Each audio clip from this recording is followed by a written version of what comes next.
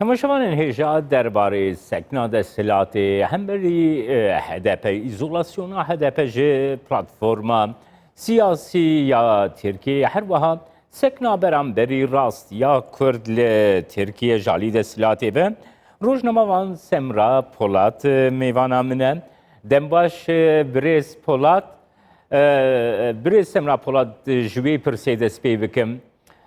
HDP wekî ku tê xwestin ji قادا سیاسی ji platforma siyasî tê xwestin got bê îzolekirin. Li gora beveriya we ev yek çend rast e jalî desthilatê ve AK Partî û MHP ve?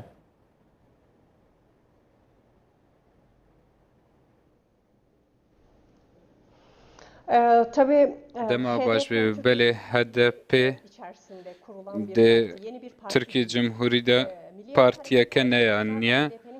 her wesa daxwaza qapatkirina HDP dihête kirin û MHP hebû demê ku HDP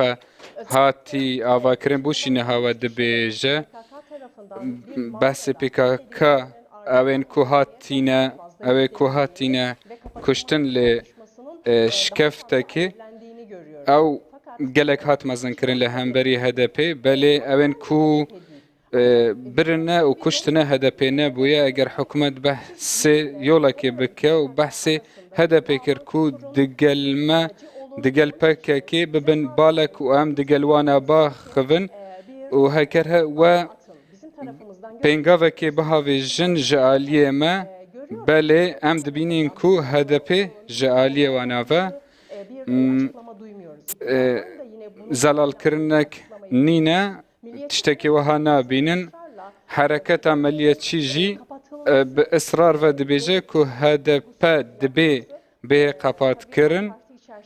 ew jî di nava AK Partiyê de baş pêşwaziya wê yekê nayête kirin hîn jî divê dizanin ku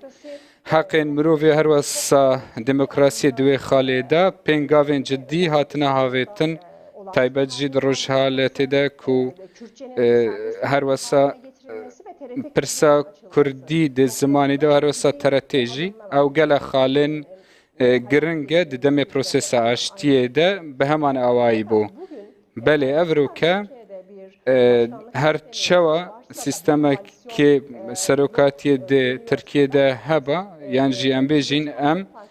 behsê herekata milletçî em dibînin û em şahidê wê kin. Belkî di Tirkiyeyê de me gelek partî hene ku neweke AK Partiyê ne koalisyon partisi olduğunu görüyoruz. belê partiyeka desthilatdar e belê AK Partî îro kom dibe û her wesa toplantiyeka wê heye û her wesa derbara HDP û qepatkirina wan jî ne qepatkirina wê û hengavekê yan jî rêkekê di wê derbarê de wê gotûbêj bên kirin belê AK Partî ne terefî wê yekê ku HDP bihête qepatkirin. Birêz Polat niha Weke hîn dizanin. li Tirkiye tê şopandin.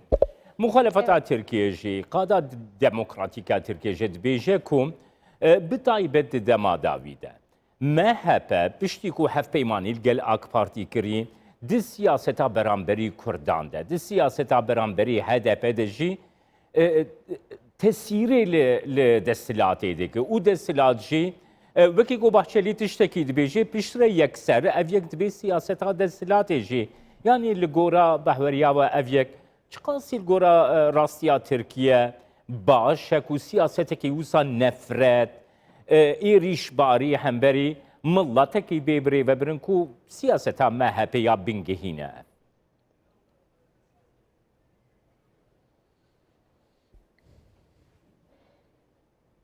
Tabii HDP'nin oy potansiyeline Belê baktığımızda HDP dema wê seh dikêne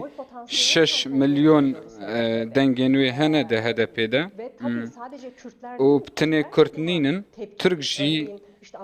dijatiya wê ne weke Anadol partiya wê ku rêportajek hebû ev roke ev ro jî got ku nabe HDP bihê guhartin ve heqekê mirovatiye û kêşeyeka ciddî ye hat zelal kirin. Qapatkirina HDP taleba wê تنێ نەیە ئەک پارتیە مەهەپەیە یەنجی ئەو پارتیên dinînin li Tirkiye bi rastî ew di nava prosêsa mixalefetê de heye î partî deva partiya Dahatoyê her wesa Partiya Anadolu Hudapart evên henê jî ew partiyên henê partiyên opozisyonê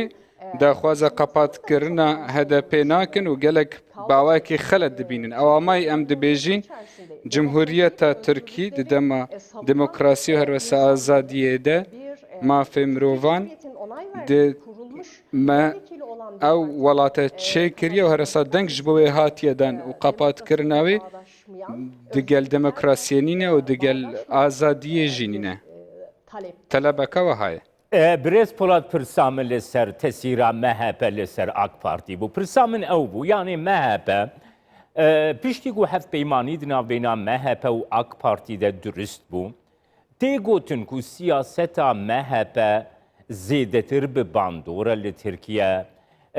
AK Parti siyasetên HDP beramberî Kurdan cî bi cî dike di pratikê de gelo ev yek girêdayê milletekî 20 milyona zêdetir çend rast li Tirkiye birêz Polat.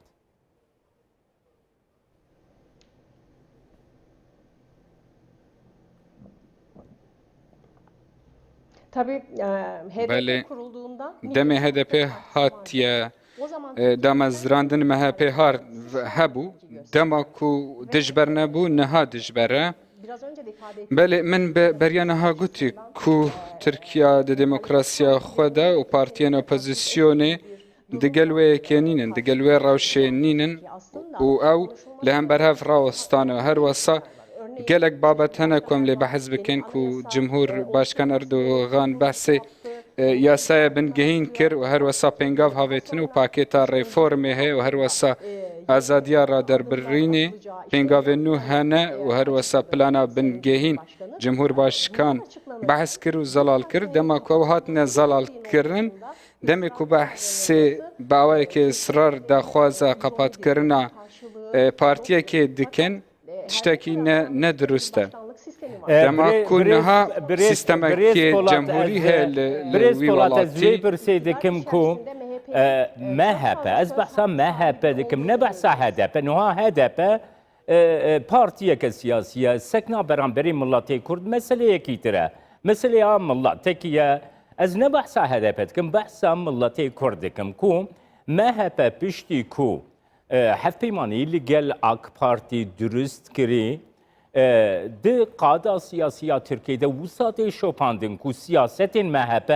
beramberî Kurdan bûne siyaseta AK Parti jî bûne siyaseta desthilatê jî beramberî Kurdan nêzîgahiyek qet baş nayê birêvebirin berova jî vê yekê di tê gotin ku pirsa Kurd nîne li Tirkiye. Birê Semra Polat pirsa Kurd li Tirkiye nîne.